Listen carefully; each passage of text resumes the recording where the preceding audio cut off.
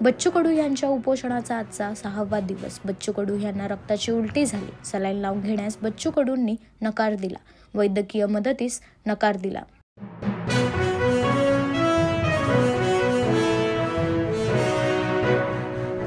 उपोषणाचा आजचा 6वा दिवस. सकाळपासूनच बच्चू कडूंची प्रकृती खालावली होती. हिंगोलीचे खासदार नागेश पाटील आष्टीकर, अनिल देशमुख, यशोमती ठाकूर यांनी पाठिंबा दर्शवला आहे. तर महसूल मंत्री तथा पालकमंत्री चंद्रशेखर बावनकुळे आंदोलनस्थळी बच्चू कडूंची घेतली भेट.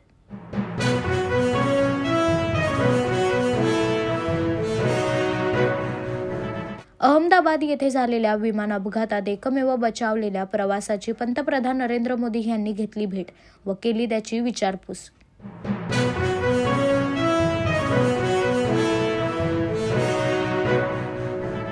पुढचे 28 तास अतिमुसळधार पावसाचा अंदाज. पुढील 28 तासात विदर्भ व्यापणार. कोकणात रेड अलर्ट. राज्यात मान्सूनचा जोर वाढणार असल्याची माहिती समोर येत आहे.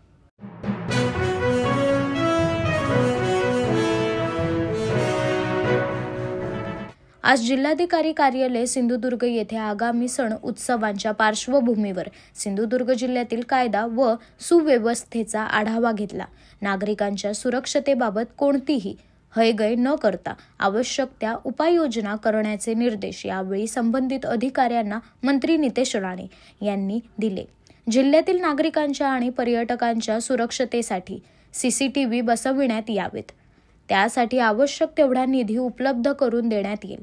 तसेच कोस्टल पोलीस स्टेशन बाबत प्रस्ताव सादर करण्याच्या सूचना यावेळी संबंधितांना देण्यात आल्या. सिंधुदुर्ग जिल्ह्याच्या सुरक्षतेसाठी प्रशासन आणि पोलीस विभागाने एकत्रितपणे काम केल्यास जिल्हा अधिक सक्षम व सुरक्षित होईल असा विश्वास यावेळी नितेश राणे यांनी व्यक्त केला. या बैठकीस पोलीस अधीक्षक डॉ. मोहन दहिकर, अपर पोलीस अधीक्षक कृषिकेश रावले, निवासी उपजिल्हाधिकारी मच्छिंद्र सुकटे तसेच पोलीस प्रशासनातील अधिकारी उपस्थित होते.